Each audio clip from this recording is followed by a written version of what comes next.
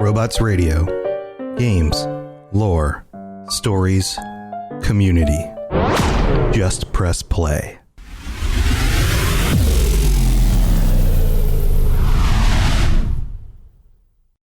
This show is brought to you by our patrons at patreon.com/ElderScrollsLorecast. Robots Radio presents The Elder Scrolls Lorecast. Welcome to the Elder Scrolls Lorecast, a place where the Elder Scrolls community can come together to discuss the boundaries of our knowledge about the universe of the Elder Scrolls.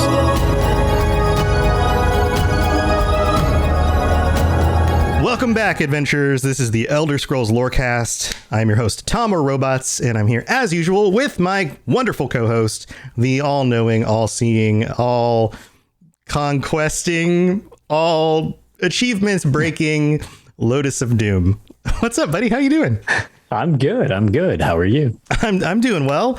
If you're new to the show, this is the podcast where we dig into all sorts of different bits of lore throughout the Elder Scrolls games. And lately we've been working our way through the strangest bits of lore, either because they're strange in the games or because the community out there is bringing to us and to the games their own strange takes on the lore. And I think, Lotus, this one kind of works for both.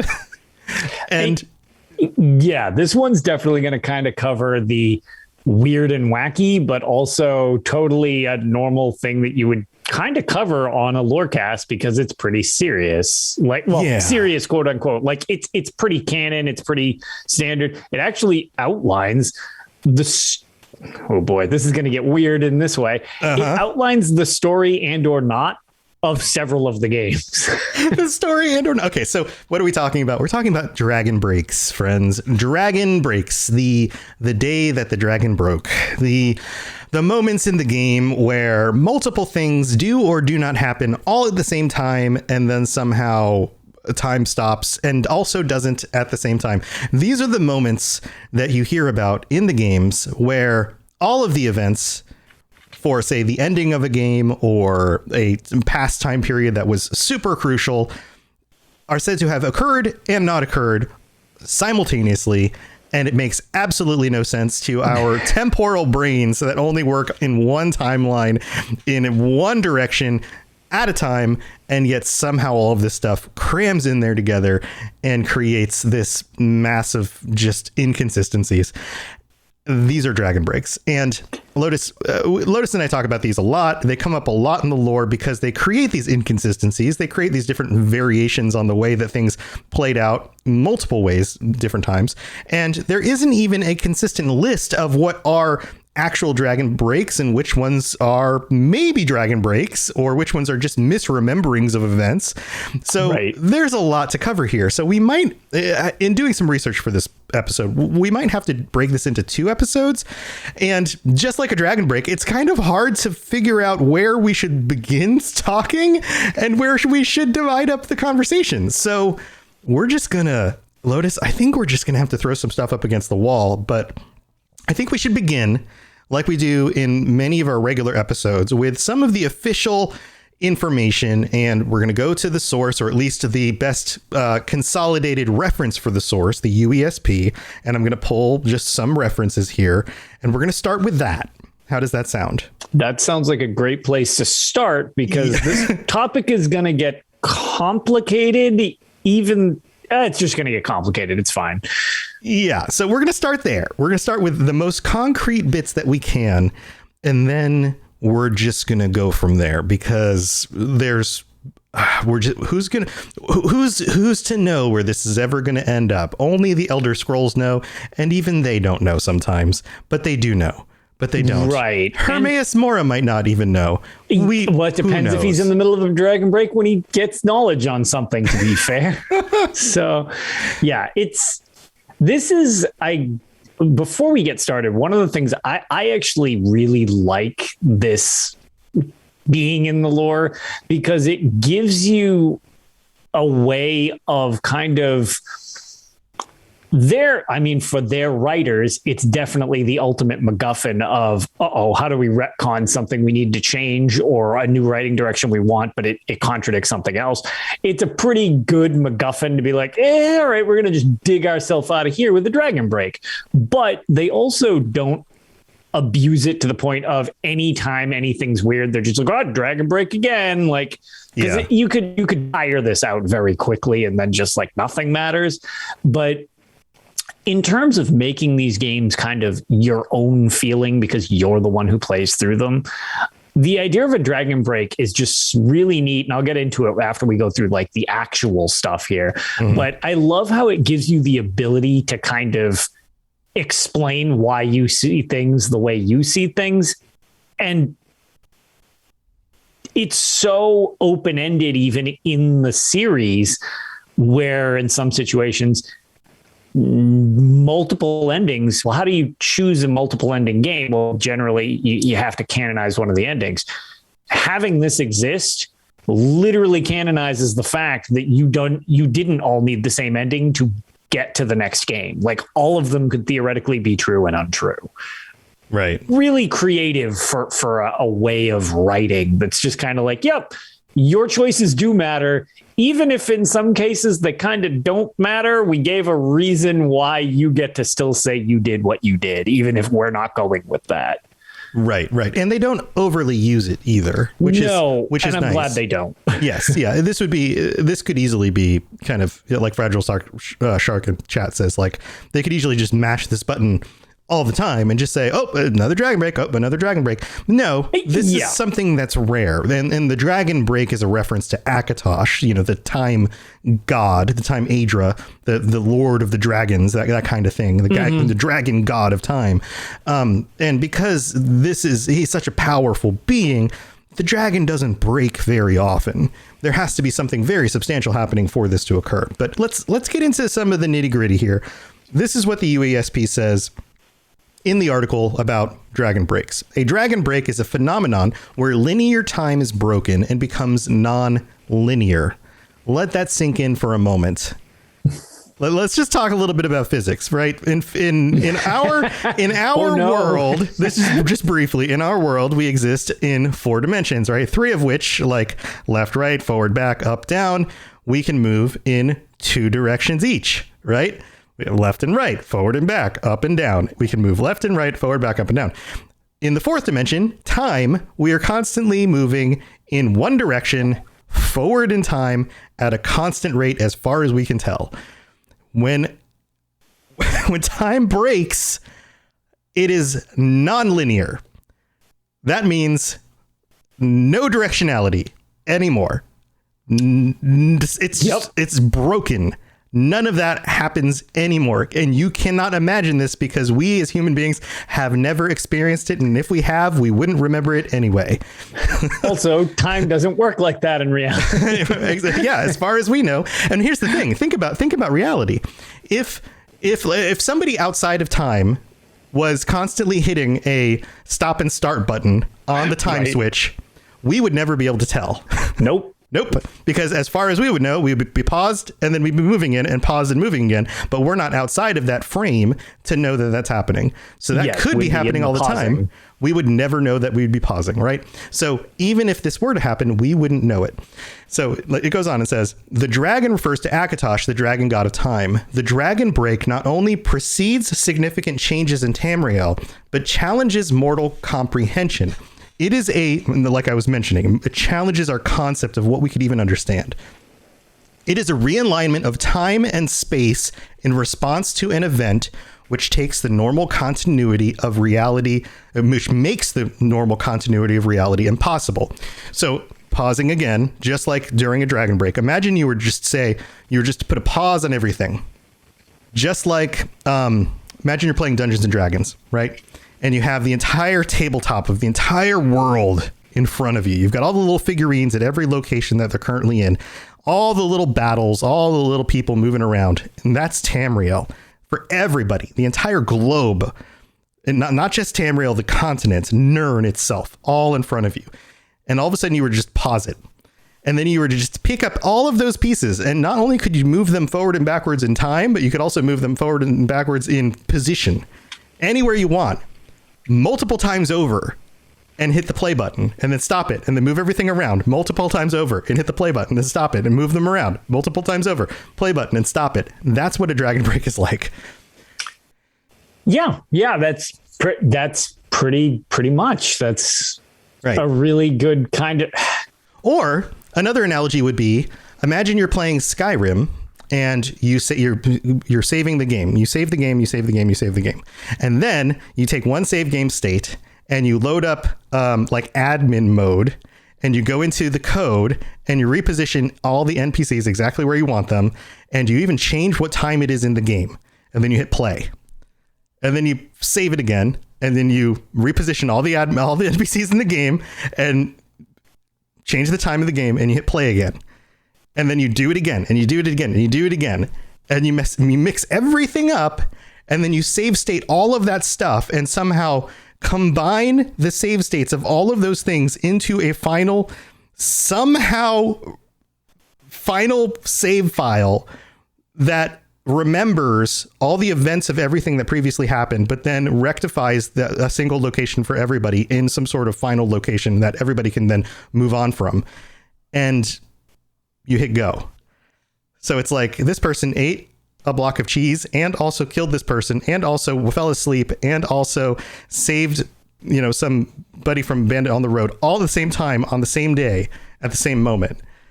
Right.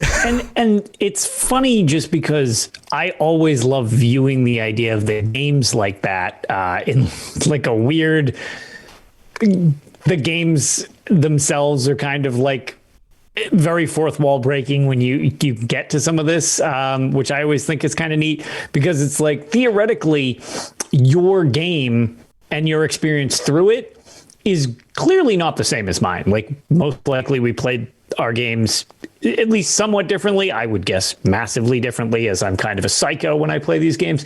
And a lot of people like stealth archers and stuff like that. And I love, face cleaving. So it's two different paths. We do. Okay. Did you join the Fighters Guild? Did you kill so-and-so? Did a dragon arbitrarily swoop by the city and burn some people that weren't quest specific and they died? At the same time, both of these things are independent to our stories. So they're both happening and canon for us. Mm-hmm.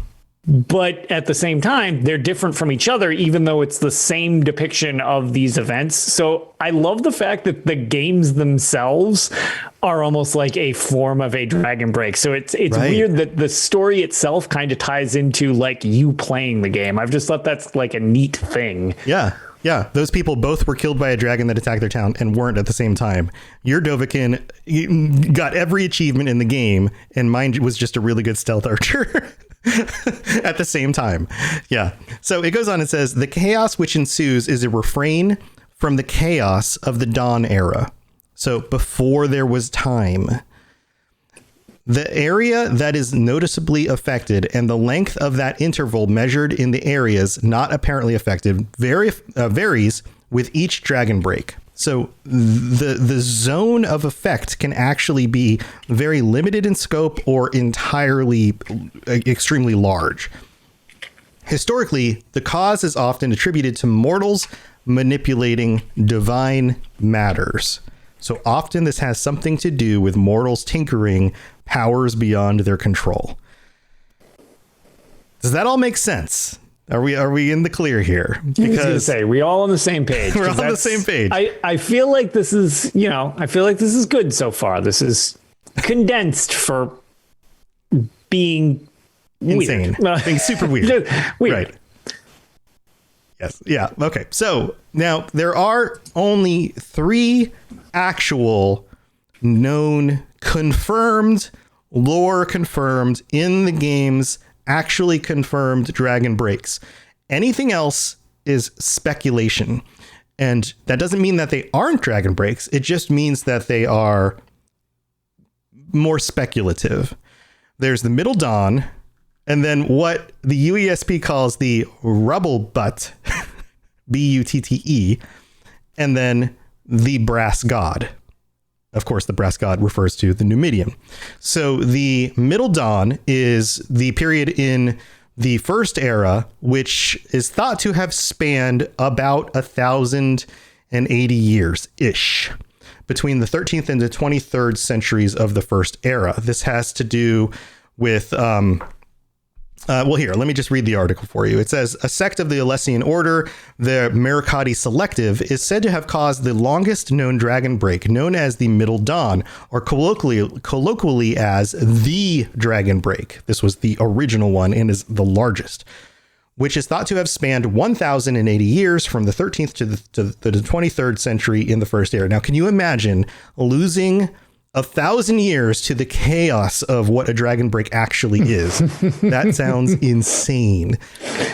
That's a lot of strands of time all going all over the place. Right. Now get this. The cause of this was by attempting to exorcise elements of the elven Ariel from the imperial Akatosh.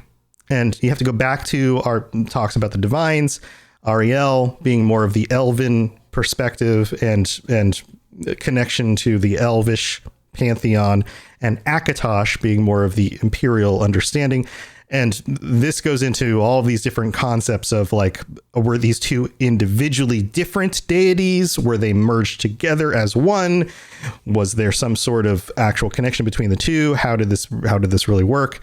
This goes on and says, the Sigic lore master Solaris claimed that misuse of the Staff of Towers, and the Staff of Towers was a very powerful staff that had different sections that were related to each of the towers that we've talked about before on one of the previous episodes pretty recently across Tamriel, played a part in bringing about the Dragon Break, although he did not specify by whom. According to Celeris, I want to just call him Celery, Dragon breaks could be created by the impossibly dense Arabic gyre formed by the coalescence of the staff's power. This is the only dragon break that is a universally known event, though some civilizations claim to have been protected from it.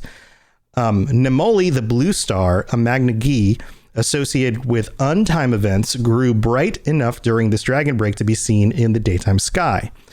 Yet in later eras, the occurrence of this event became disputed, most notably by the scholar Faldrune. He posted that no cosmic disruption took place at all, and that the Dragon Break story was concocted in the early Third Era to explain inconsistencies in the Encyclopedia Tamrielica. I love that is an encyclopedia in Tamriel. I know, I love that. He cites scholarly inertia, obsession with eschatology, and fanatical Numidianism in order to explain the perpetuation of the error. So just like in our own world, once you get several hundred or 1,000 years past a certain event, scholars start to wonder, like, was this actually reported on correctly? Is this accurate? Or were people of that time period talking about something that was real, or were they just trying to be figurative about the events, or were they amplifying events beyond actual fact? There's a lot of speculation as to what was this actually going on. One of the things that's also interesting about this is that the time period of the First Era is significantly longer than the Second, the Third, the Fourth eras of the world. So was that really 1,000 years? Was there a dragon break that lasted 1,000 years, or was that just blown out of proportion? Right? Yeah. Was it actually a decade? Right. Or did it feel like 1,000 years? And this was a figurative thing, right? So it seems like this is one of those things that everybody knows about. There's reference to the Staff of Towers. The Staff of Towers seems to be a pretty real thing. It's something having to do with the Sigic Order. In ESO, there are quests where you actually have to deal with the Staff of Towers. This does come back around again in the lore. We could do a whole episode about the Staff of Towers. It's actually a very cool thing. I've considered doing that. We should probably put that on the list of things to check off in the future. What do you think about this one, Lotus? This one's farther enough back where in-game recorded history is, more open type of thing, and things like, you have the Alessian Rebellion and all these things. Even in terms of the unreliable narrator, which the series uses quite a bit, they seem like this is the early times for note taking, I guess would be a good way to put it. So I like the way that this is almost shrouded in like as we were just talking about, are these things blown out of proportion, or is this something that, again, actually happened, but over thousands of years of separation between these, that much time passes, recorded history gets a little dicey. So I like the fact that, at least with Dragonbreaks in this situation, it makes it so that they seem just as probable as improbable when you're discussing it from like a I don't know, like from a scholarly standpoint in game. Right. So it's a good kickstart to it. Overall, it's farther back in the timeline, so things, like I said, are a little less concrete since you're not playing a game in that era at any point. So the fact that it kind of just lays the groundwork for something that will happen, and we'll get into kind of the reason it seems like Dragonbreaks narratively were created, because there seems like kind of a concrete reason out of lore why Dragonbreaks kind of exist. Yeah. But I like the fact that prior to the point of what I'm talking about, which we'll get into, there's groundwork for it in the history of time for Tamriel as well. Right. Okay, so let's skip to the third one, because I think the second one may butt up a little bit to what you're going to talk about. Yeah. So then there's the Brass God, the first activation of the Numidium, which we talked about recently by Tiber Septim at the town of Rimmon and elsewhere, is said to have preceded a dragon break that heralded the Third Empire. So remind you guys, the Numidium was the Brass God Tower. It was the construct by the Dwemer that is also powered by the Heart of Lorkhan. All of that stuff having to do with the events of Morrowind, and tied back into there's so much to go into here. But we've mentioned this on previous episodes, so I won't go into all of it. But Tiber Septim ends up getting his hands on the Numidium. It's part of what he uses in order to conquer much of Tamriel. And this is so let me just continue this. It's said to have preceded a dragon break that heralded the Third Empire. The second activation of the Numidium in the Iliac Bay region during the Third Era 417 brought about another dragon break. Sentinel, Wayrest, Jaggerfall, Orsinium, and the Empire all gained control of the Totem of Tiber Septim, somehow at the exact same time. This is one of the things that happens during Dragon Breaks, where at the same time, multiple things can happen simultaneously, even though in the real world that isn't possible. You can't all possess the same item at the same time. It's not possible. Yeah, there's one of them not. Right. But Go on. Yes. Which allowed them to control the power of the golem being the Numidium. When this warp in the west, quote, ended, the effect objectively seemed to last roughly 2 days. The many other kingdoms of the Iliac Bay region were conquered. Each remaining kingdom consolidated its newfound territory and swore fealty to the empire, bringing historically unusual harmony to northwestern Tamriel. So this warp in the west is also a name for this event. Because of the use of the Numidium has not once but twice been associated with a dragon break, it is speculated that some of the events surrounding the Battle of Red Mountain and the disappearance of the Dwemer around the First Era 700 may also be explained by a dragon break. Now, this is part of that speculation part, right? So we know the warp in the west was a dragon break, and that it can be described by these events here. But what about the Battle of Red Mountain, right? We've talked about that before. Yeah. So... And actually, like, even though I wasn't particularly a big fan of the theory of like jumping, there was one of the theories where it was like the Dwemer kept kind of Groundhog Daying back in time. Yeah, it's why even though it wasn't super my thing, I wasn't the biggest fan of it. It's why I also didn't actually want to give any of those no soul gems out of 10, because it's like, well, Dragon Breaks give you a lot of room to come up with some weird stuff. So this purported dragon break, sometimes called the Red Moment, involved the battle which ultimately resulted in the disappearance of the Dwemer. The accounts of this battle often conflict with each other on various points, such as with the loyalists of the parties in the battle and the events which transpired at the climax of the battle, including how the Dwemer met their fate. So, was this actually a dragon break? Did it have? It has to do with the new medium. It has to do with the power that was potentially inherent in the heart of Lorcan. Those are two things that could be very, very potent, and mortals were handling them. So you've got a few of the pieces of the puzzle that typically lead to potentially dragon breaks. Or are these all accounts of something that historically happened a long time ago during the First Era by sources that are unreliable, who all have a lot to gain or lose should their specific faction be seen in positive or negative light, right? So which one is it? And so before we move too much past this one, because we skipped over the Rebel Butt. Rebel Butt. Or Rebel Butte? I'm not... Maybe it's Butte. I want to call it Butt, though. It might be Butte, but I'm not a linguist in this case. I'm not sure. But I can have I can have my little voice reader thing read it. You want to see what it says? Ooh. So in this situation, as Fragile Shark mentioned, we're going to read selection. Here we go. Okay, perfect. Rebel Butte. Oh, it says Butte. Okay. It is Butte. Okay. Right. That. Oh, I'm going to say Butt. I thought it might be, but I wasn't entirely sure of that. I'm going to call it Butt anyway. All right, Rebel Butt it is.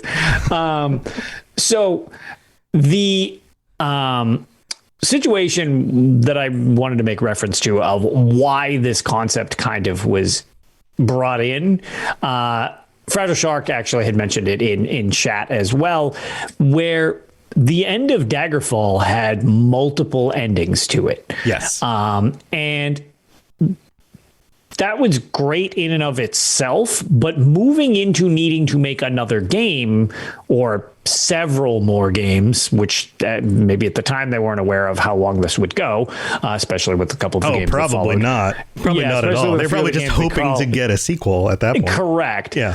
But you ran into this situation of, how do we choose where to go with this story without undermining the constant idea of, well, you're directing this story?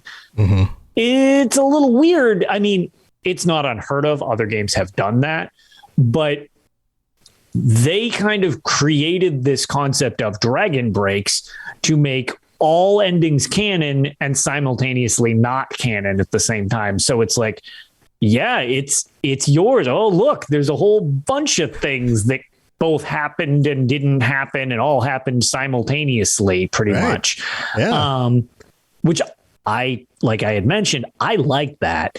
And it kind of dug them out of the situation for Daggerfall going into the next next mainline entry of Morrowind. There were some unique games in between that we won't go into, but yeah, that was kind of their way to get themselves out of that situation. And as a result, it's now a neat way of kind of, I don't know if there's anything in literature that maybe is like this, because everything draws from something else. I'm not totally sure if they formed a dragon break off a different thing, but at least from any storylines and fiction that I know, I'm pretty sure, at least for me, dragon breaks are very unique.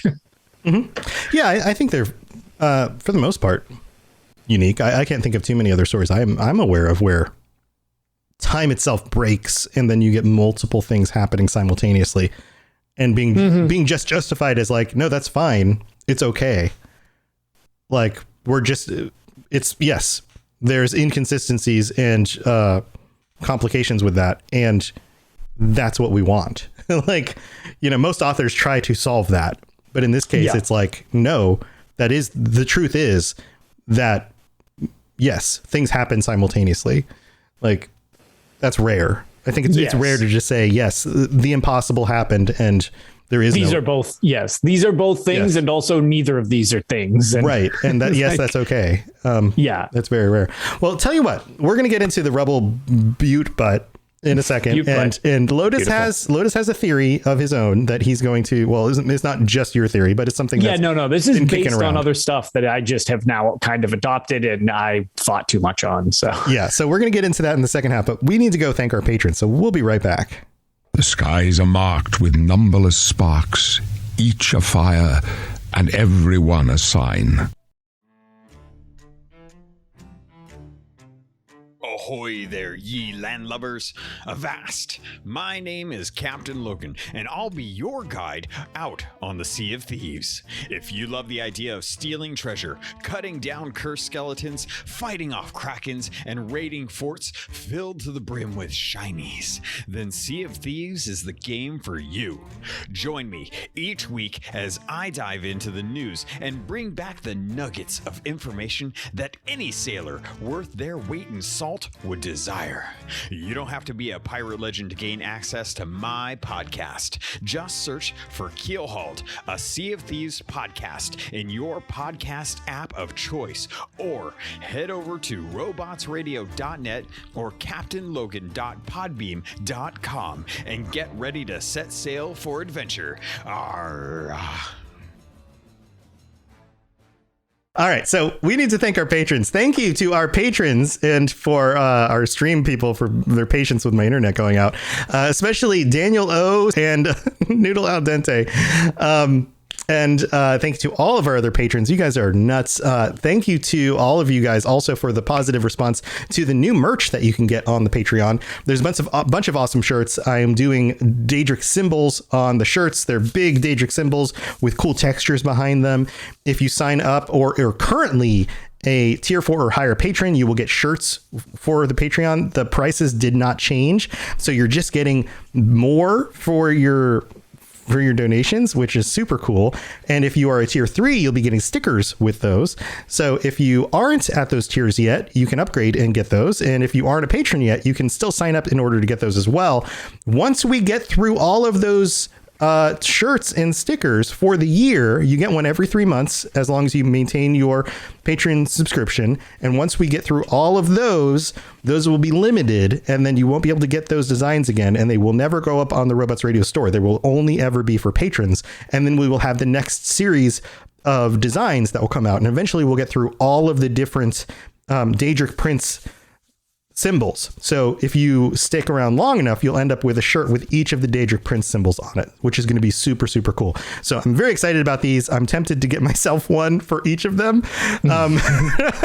But I'd have to order them all custom made for myself, whereas you guys just get them as a bonus for already being patrons or for signing up to the Patreon, which is awesome because it's just extra and you don't have to pay anything more. So awesome stuff for you guys. Also, I don't talk about the store very often, but I created a new image. Lotus, did you see these new shirts I made?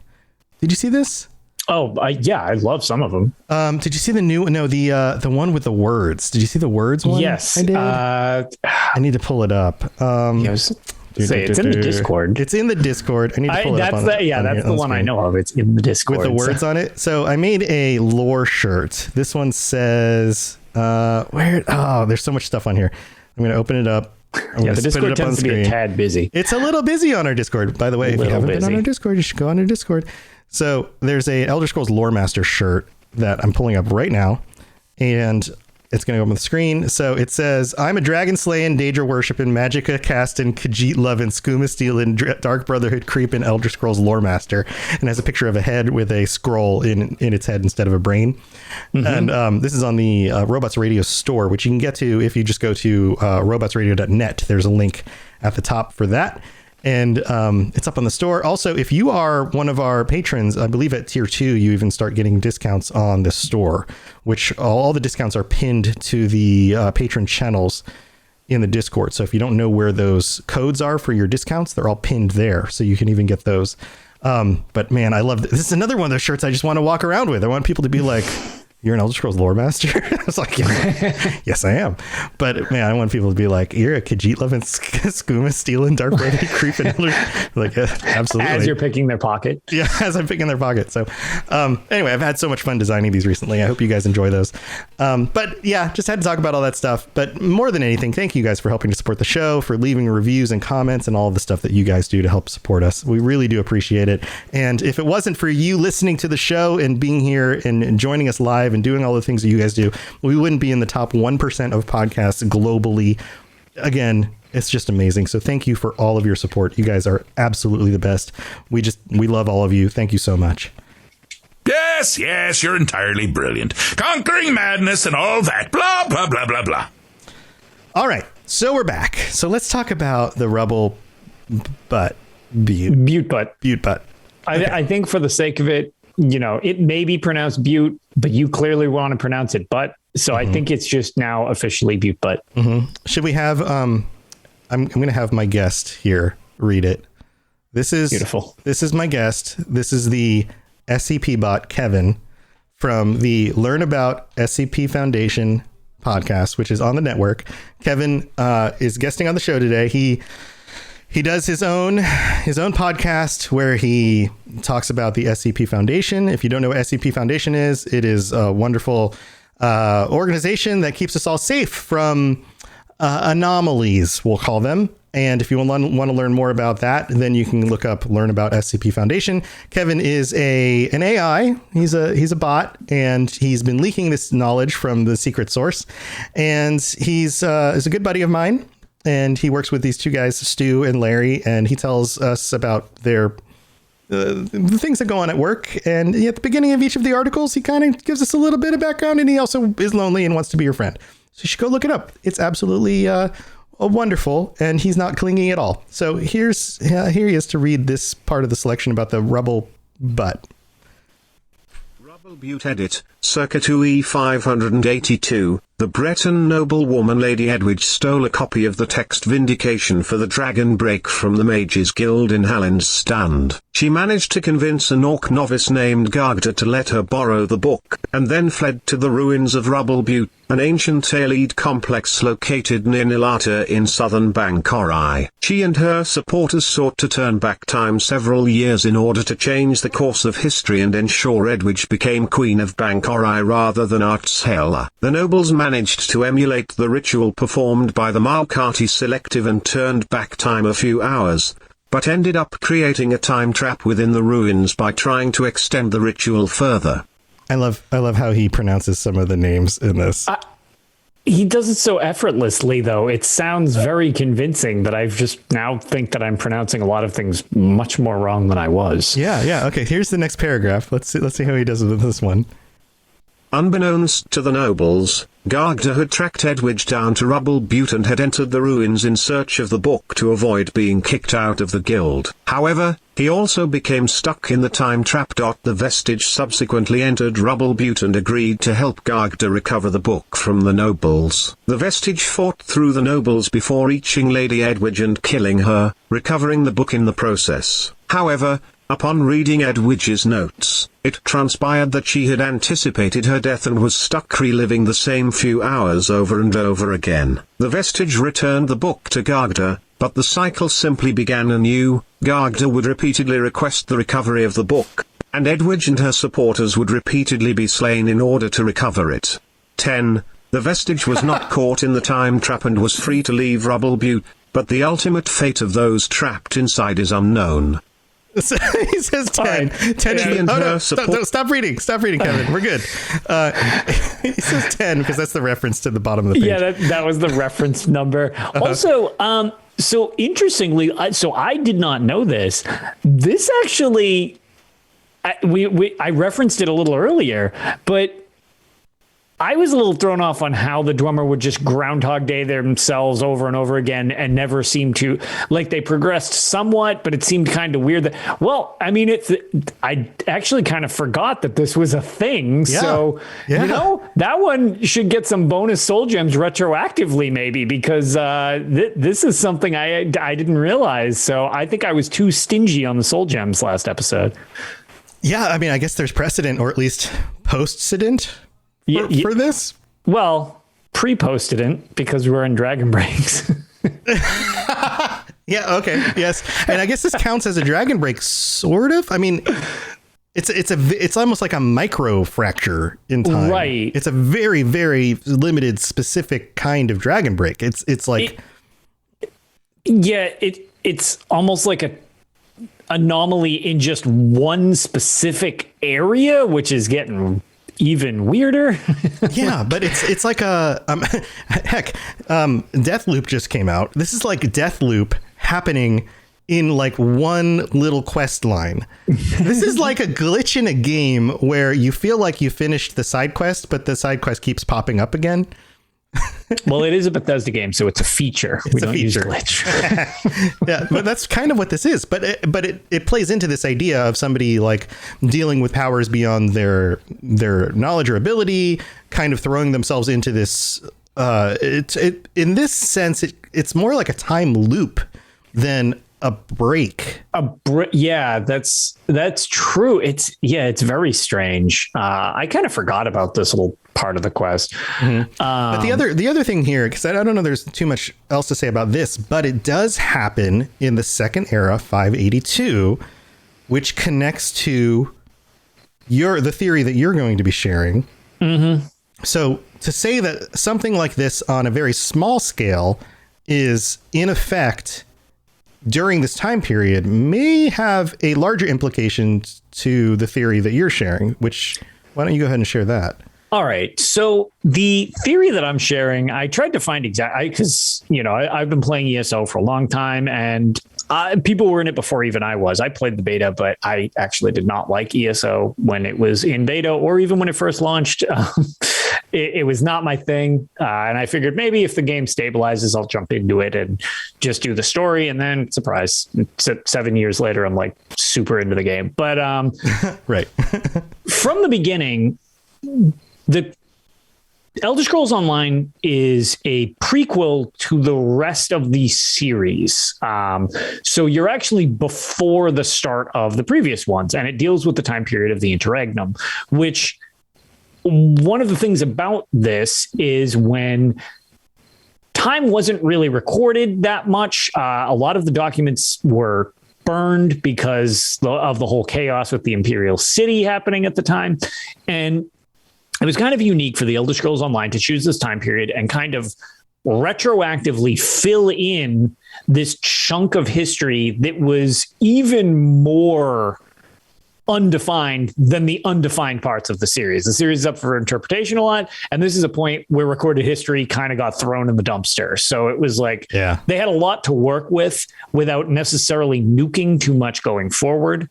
And to better or worse, people either refuse to accept that Elder Scrolls Online is a thing because either they don't want a multiplayer game or whatever. But one of the fascinating points that I remember chatting with, I'm pretty sure it was on the forums, but I could not find the original post that I was involved with.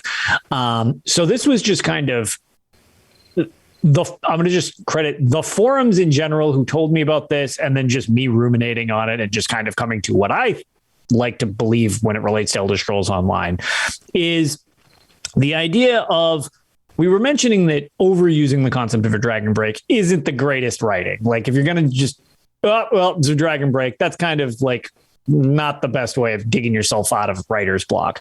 However, the concept of Elder Scrolls Online and the entirety of the Interregnum being a Dragon Break explains the concept of multiplayer itself and repeating different events in game, like doing dungeons more than once and having bosses be there, to a degree that I've never seen a series go in a direction that normally you have to make. How can I put this? You have to make concessions for the fact that games are held by their own trappings of it is a video game. Like right. Well, it's just a video game, so ignore that part. But the rest of the story is legitimate. Yeah, quote unquote video game logic, because you have to have a fun experience if people are going to play it. The thing that I love about the idea of maybe Elder Scrolls Online being a Dragon Break is the amount of things that are currently happening are pretty off the wall in the time period that it's happening. You also have, with the most recent announcement of they've cleared 19 million accounts created. Well, yeah. So there are 19 million vestiges currently going around. Right. So the neat thing about that is theoretically everyone's story could be a single thread in this Dragon Break. And it's why you come across other adventurers, but not others, why you could repeat events, not others.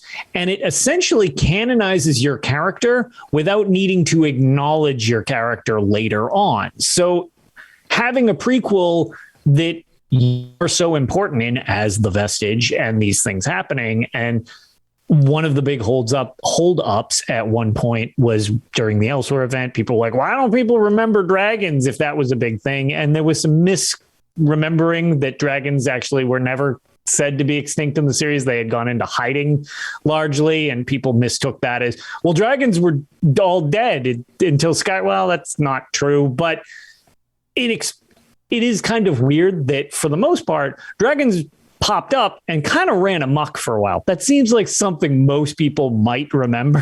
Mm-hmm. Same thing with, there's not really any reference. Well, there's no references later in the series to the Soul Burst, which is the main storyline of the game. Yeah. But that would be these dark anchors that are landing.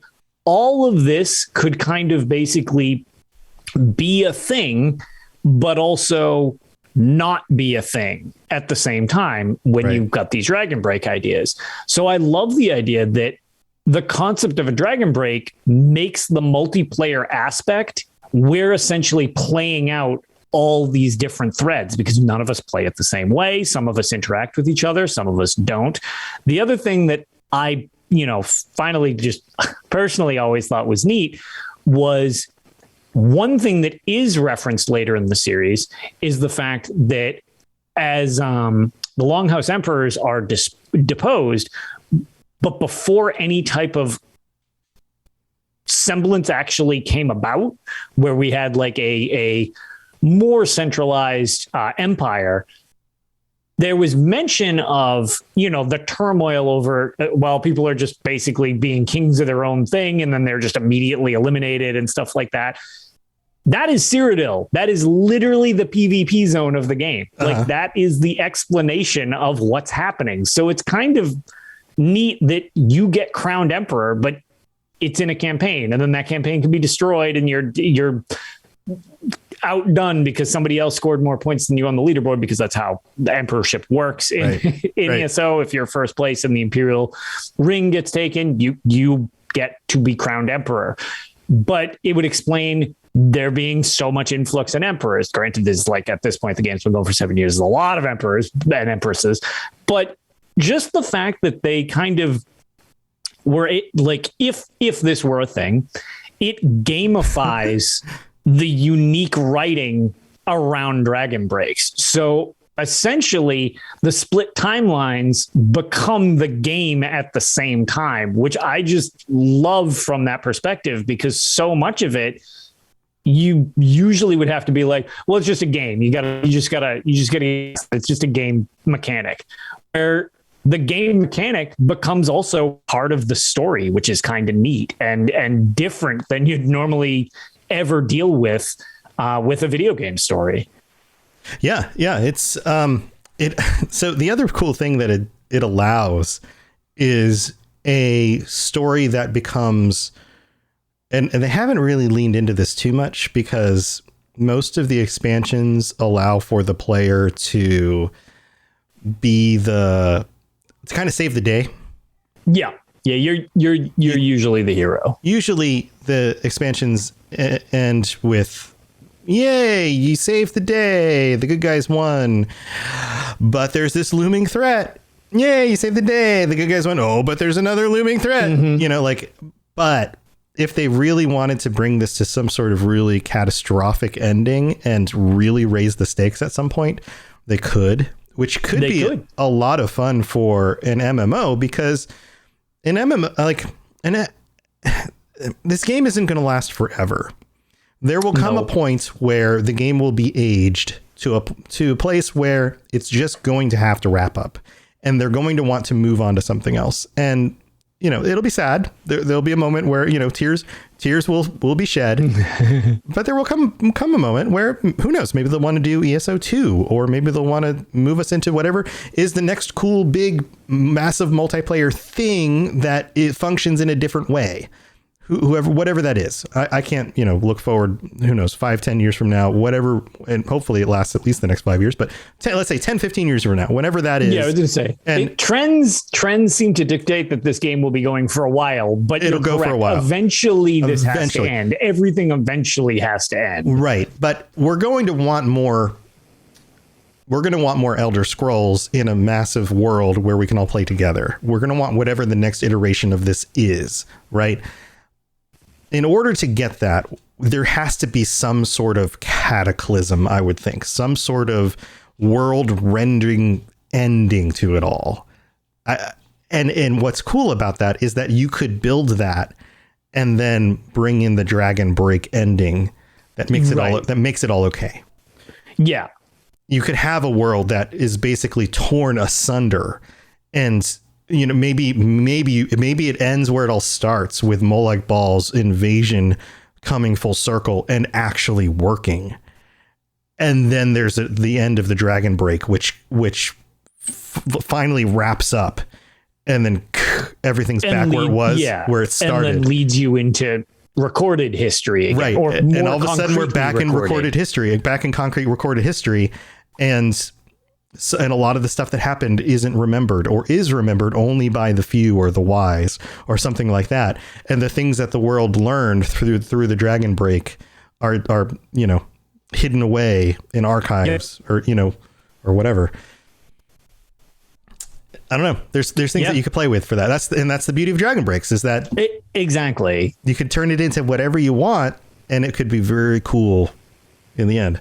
Yeah, the potential for, and that's why I think I enjoy the stories of Elder Scrolls Online so much, because there is so much potential of how stuff ties into the rest of the series.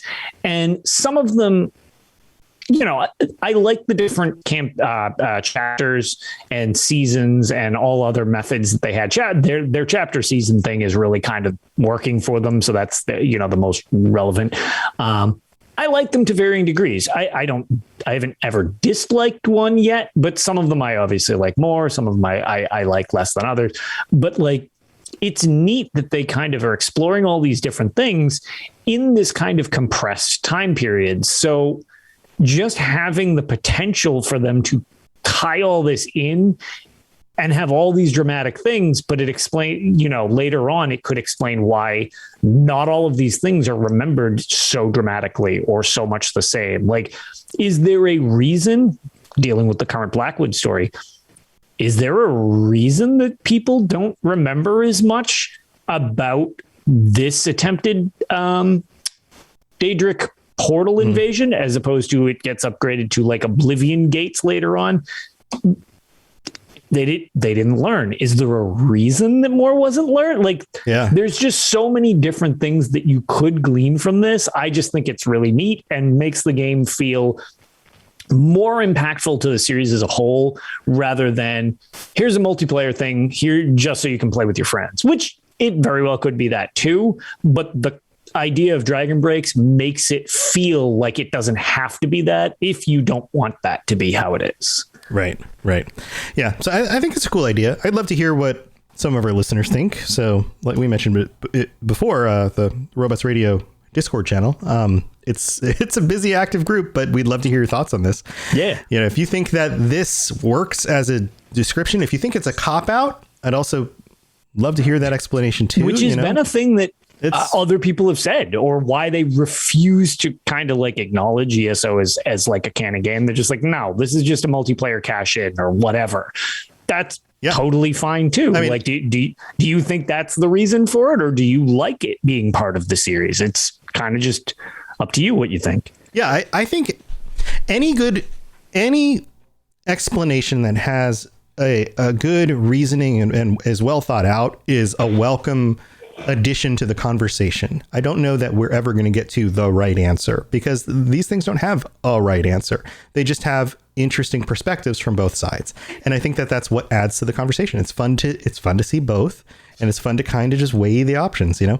Fragile Shark in chat says, seems reasonable to think they'll at least heat check the idea, and you don't have to work too hard to argue it makes more sense than either of their existing and financially successful MMOs. So, yeah. To be fair, yes. There you go. John Taylor on the YouTube version of the stream says, I'd love to see something where Daedra get into a Daedic war between them, with the pro tag being what tips the scales, even like a Molag Bal and Meridia fight.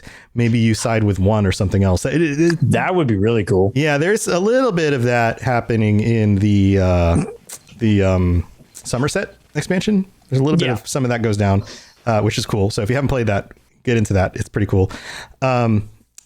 So yeah, cool stuff, guys. Thank you for chiming in. Thank you for being here during the live stream. Love to see all the conversation happening. And Lotus, do you have anything else to share before we head out? No, not too much. Just I'm starting to, hopefully next show I can actually start letting people know when I will have our Extra Life charity marathon prepped. I'm trying to finalize like a date for that. It's that time of year again. Yeah, it is that time of year again. Trying to squeeze it in along with everything else right now is like, okay, I need a point where I can have at least 24 hours of free time to do that. And then generally at least a day to recover. Cause that hits kind of like a truck. So stream, man. I don't know how you do it. But hopefully I'll have more information for everybody for next week. And otherwise, I'd just say look for Tales of Tamriel on Saturday night.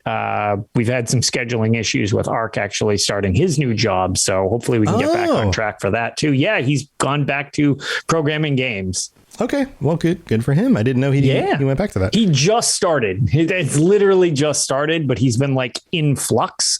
So we had that really awkward. I got back from a wedding and was not totally in a responsible mind to record an episode, but I didn't want to skip an episode. So yeah, that just, I don't even think that ended up being a numbered episode. It just became the Tales of Tamriel drunk cast. Other than that, I was going to say, no, nothing too exciting for me. Hopefully I can stream again soon. I've been trying to figure out my Sunday schedule now that football's back. It's a little hard for me to micromanage something. If possible, I'd like to start doing like a chill stream where we watch football and also get to play, I don't know, Elder Scrolls or something. Dude, you got to try Deathloop. Deathloop's been a lot of fun. I know, and I have not tried Deathloop yet. And that's like 90% of my Twitter feed right now is being like, I love this game. It's so good. It's so good. I started playing last night. Yeah, I streamed a bit last night. I streamed a little bit during today. I've been working so hard on updating stuff for podcasts and for the network and stuff. And I should be proud. I've been kicking butt. I've been working really hard. I haven't taken a day off in like 2 weeks. So I've been really kicking butt. But last night I was like, okay, I'm going to play some Deathloop. I streamed a little bit. Thank you to any of you guys who are in the chat right now who jumped in and hung out with me. It was nice to have you guys come hang out. And then also during the day, thank you for being here. The game is so good. So just some initial impressions. We won't go too long on this. I thought the game was, so from the material you watch, like it's got such a cool, like 70s vibe, you know? And if you haven't seen the trailers, if you don't know what Deathloop is, go look it up. Colt is the main character and he's got like this cool jacket. Like he's this cool looking guy. And this is a game where you're killing all these people trying to take out these key figures in order to stop the cycle from continuing, where you keep on coming back after you die. And I thought he was like this badass character. Dude's a total goof. Like he's a goofball and everybody else thinks he's a total goof too. Like I didn't pick up on that at all. I watched an interview where like the voice actors did stuff. The voice acting is phenomenal, by the way. The game is just super polished, but like the more I play, the more I just absolutely love the characters, Colt and Juliana, and they're like there's a moment where she's like ragging on him early on. They're on like this intercom and he's like, we dated, didn't we? Because he doesn't remember anything. Yeah. And then she yells at him again and he goes, yeah, we dated. like it's a total goofball, but it's like, you think he's like a cool guy because he looks all cool. He's got a cool jacket. No, total dork. Like, it's so good. It's so good. But anyway, like the characters, the gameplay, it's just so polished. I don't want to give too much away. It's every little thing, you know, when you play a game and there's just these little bitty things that just kind of are annoyances. For example, this is a quick example, like, oh, that keypad that for that door that I have to keep opening, I remember the code because it was on the back of the first thing that I got. It was 3230. And I can just picture it in my head because I remember looking at it and I saw it and I had to type it in the first time, 3230, right? Easy to remember. I could easily, and I have to open it up all the time. I could very easily just go up to that keypad again, hit 3230, open it up. Well, you know what the game does? Once you open it up the first time, it gives you an option for auto type keypad. And you just hold down that button and just auto types it again. Yeah, little itty bitty things like that just make the game so much smoother to play. And you don't have to just remember it, and it doesn't show you the number and you have to type it again. It just allows you to push a button to auto type it. And it's just like, thank you, game. See, game mechanic that's prioritizing fun over needing to be realistic, which I prefer. Right. Or if you read something, and part of the game is learning about people's schedules, where they are, what the history of the island is, who these people are, where they're going to be. Whenever you learn something, you pick up like a book or listen to an audio thing and learn something about somebody. If it's important, it puts a little notification on your info thing that you can go back later and look, and it tells you like, you learned that so-and-so throws parties in the morning on this part of the island. You might want to go check that out. Sweet. Now I don't have to remember that thing that I read. It just tells me maybe you should go to this part of the island in the morning. You might learn more stuff there. So I scheduled to go to that part of the island in the morning. Easy peasy. Like, but you still have to be smart about figuring out, like, why would I want to be there in the morning? Who's going to be there in the morning? How does that coincide with all the other things I need to balance out? It's so like because it's complex in other ways, it makes some of the parts, the other things that need to be complex, it makes the things that don't need to be complex easier, so it can be complex in the ways that are interesting, if that makes sense. That's pretty cool. No, I totally get what you mean. So it's not complex unnecessarily. It's complex in the ways that are interesting, like a good mystery movie or book. So you can focus on the things that are interesting about the mystery, not the, like tying your shoes part, like that's what makes it so good. But anyway, that's just my, so good job, Bethesda. Good job, Arcane Studios. You guys are kicking butt. Keep it up. This is awesome. So, anyway, that's my perception on it. That's what I've been playing lately. Guys, thank you for tuning in. Thank you for being here. Thank you for listening to this podcast and being part of this community. We love all of you. You guys are the best. We'll be back next week, same time, same channel. If you want to check out anything else that we're doing as part of the network, I've got a bunch of lore podcasts, everything from Elder Scrolls here to Fallout and Cyberpunk and Mass Effect and The Witcher. And of course, there's lots of other stuff over at robotsradio.net. So go check out all the different shows. We'll be back next week. Thanks for being here, everybody. Stay safe, and we'll see you next time. See you guys later. Bye, everybody. Bye, everybody. Thanks for listening to the Elder Scrolls Lorecast. If you have something you'd like to contribute to the show, please reach out to us at elderscrollslorecast@gmail.com or on Twitter @ESO Lorecast. I really appreciate you listening, and I'd love to hear from you soon. You've been listening to a Robots Radio podcast. Smart shows for interesting people. Check out all the shows at robotsradio.net. My name is Brian Burton. It's been 26 years since the bombs fell. And since I've left the vault, I've been trying to rebuild. But this isn't the Appalachia that I remember. There's so much more to everything going on. And I promise to find the answer. So if you're out there, if you're listening, Just hone in on these coordinates. Remember, there's a place for you at the end. Omega. The Omega Broadcast Fallout story is available on iTunes, Spotify, and many great podcasting sources. Looking for an RPG podcast that isn't just D&D? Roll to Cast is the answer. No, wait, sorry. What games have we played so far? Well, we've done Cyberpunk 2020. What does it mean to have a voice? And there's going to be something big coming, Chumba. Hey, if you're listening, I won. I beat you. You suck. There was a time when we were slamming things against our phones and Vampire the Masquerade. Chloe, Sam? You can't use those words! He's going to grab Vincent, press him against the wall. I mesmerize him. This is Adelaide's Anarch move. Burst out of your chair. Your hand goes to your gun and you draw. Hulk Cthulhu. Told you I had it. Oh, we've all got the quips going. I love it so much. Right there. Screechy child.